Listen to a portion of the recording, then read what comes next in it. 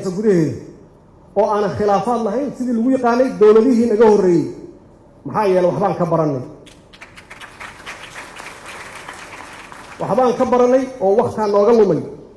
shacabka Soomaaliyeedna waqtiga uga lumiyeen markii la isqabto waxba lama qabto waqtiga luma horumarna iska dhaaf warkiisa luma jiraan sababta waxa weeye oo aan ka wada maxaa yeelay dawladani waa dawlad runtii ka hormarinaysa maslaxadda shacabka wax walba ka hormarinaysa iyo dadka ka hormarinaysa taasaa waxay keentay marka inaan wada shaqeyno marka oo waxyaabaha yararka la soo qabsan jiray oo shakhsiga ahaa in laga gudbo waxaan kale oo aan ku guulaysanay oo runtii ay tahay wax aan dhaxal uga tagayno ama legacy uga tagayno waxay tahay wada shaqeyn xukuumadda iyo baarlamaanka macnaheedu ma dhahayo wax walba waa perfect ma dhahayo adduunku oo maxaan ku rahdaa awoodda kala qaybsan adduunka ka jirta xukuumad iyo baarlamaan muran iyo debate waa ka jiraan laakiin waa inaysan shaqada istaagin taasna runtii waa ku guulaysanay wada shaqaynta dowladda dhexdeeda wada shaqaynta beesha caalamka sidaas oo kale waa kuwaas oo iyaguba na ammaanayaan oo leeyihiin dowladdaani waa dowlad wanaagsan oo lala macaamili karo oo mustaqbalka iyo maslaxadda shacabkeeda u adeegaysa xiriirkeennana waa fiican yahay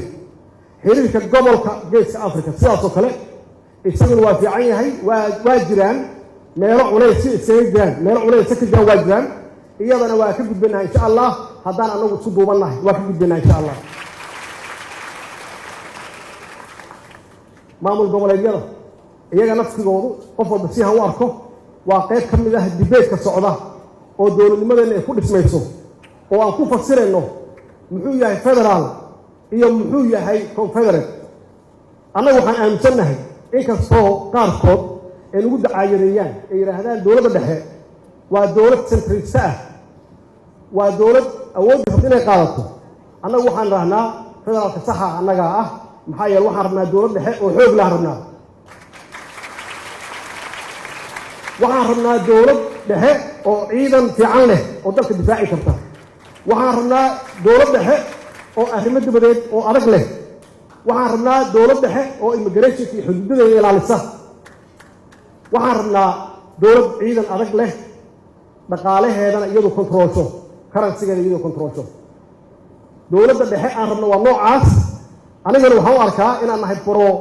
federal system inaan nahay wixii ka soo horjeeda taas waa anti federalism way waxaa jira wax la wada leeyahay oo aan ogolnahay in la wada lahaado iyo wax dowlad goboleedyadu ay leeyihiin oo khasab tahay inay qabato oo ah adeegii laakiin dowlad dhexe inuusan muran ka gelin qof walba oo Soomaali ah khaasatan dhalinyarada dowlad dhexe oo xoog leh inay jirto oo dalka difaacda wixii ka soo haray waxa la yiraahdaa confederate annagana confederate ma doonayno ama loose federalism ma doonayno macnaheedu waxay tahay wada shaqayn fiican naga dhaxaysa laakiin debate yaan ku jirnaa idinkana waxaa la rabaa debatekaas inaad qayb ka noqotaan oo aad nasaxdaan annagu haddaan khaldannahay xitaa nasaxdaan iyagana aad saxdaan haddii khaldan yihiin maxaa yeele mustaqbalka Soomaaliya xukuumad ma laha shakhsina ma laha annagoo dhan ayaa wada leh waa mustaqbalkiina wey waa futurekiina wey marka inaan ka wada shaqeyno arrintaas walaalayaal mustaqbalka anigu waa i cad yahay waa ii muuqdaa si kaleer ah iyuu igu muuqdaa mustaqbalka Soomaaliya waa fiican yahay waa haddii dowlad kasta oo timaada dhalinyaradu iyo shacabku ay la shaqeeyaan haddii shacabka iyo dhalinyaradu aysan la shaqeyn dowladdaas way fashilmi waa in la wada shaqeeyo waa in dowladda hadda jirta iyo dowlad kastaba gacan la siiyo oo garab la siiyo oo runtii ka shaqeynaysa